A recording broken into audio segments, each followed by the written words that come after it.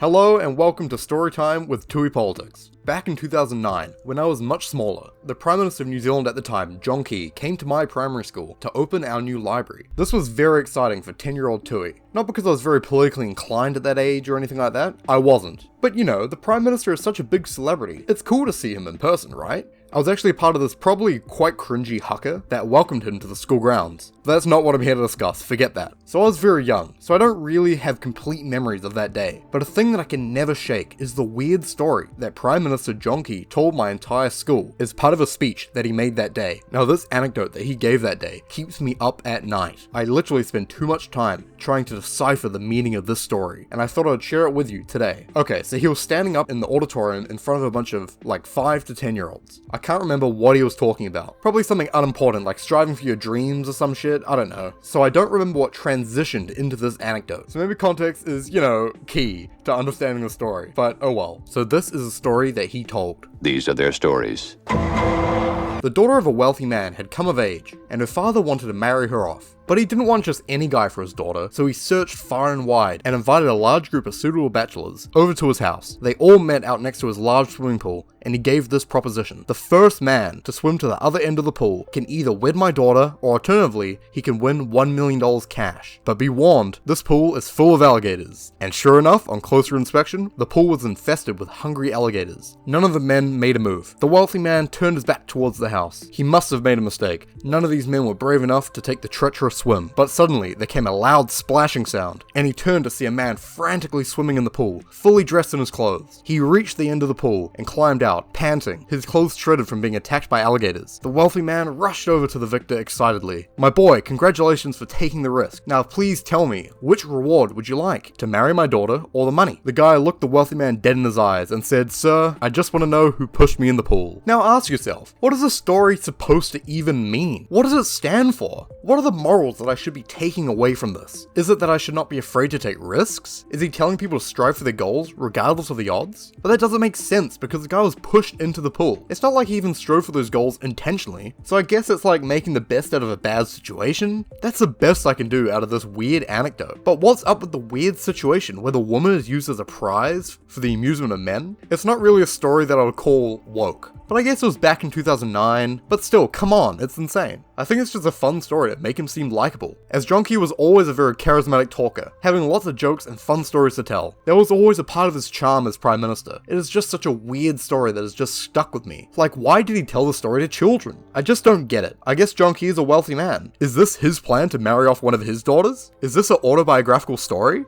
Honestly, that'd make more sense than this story being a way to inspire kids to follow their goals or whatever. But you know, John Key's always been a weirdo, so who knows.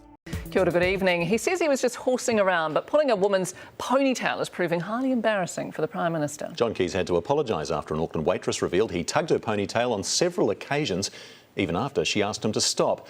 Some are calling his actions weird. Oh, you thought the video was over? No way. I'm dumbfounded. So I was looking into video and stuff to put in for this video of John Key talking in front of schools and shit, and I found a video of him telling this story to fucking another school. I'm dumbfounded. Please watch, please enjoy. I didn't lie, and he explains his moral at the end. I think it's still dumb, but I cannot believe myself. This is incredible. So, boys and girls, thought I might tell you a bit of a story which was set a long time ago, okay? So way over 100 years ago, okay? Much more than that. So it's set back in medieval times, and it was a man that was very rich, okay? He had lots of money. So he had two things that he loved. One of them was normal, and one of them was a bit of $1 million in cash, or do you want to marry my beautiful daughter? Now, put up your hand if you think he took the $1 million in cash. Okay, Chris, heaps of national voters here. Put up your hand if you think you married the daughter. Oh, I love actually in this room as well. Do you know what the answer was? The answer was neither. He wanted the name of the person who pushed him in the swimming.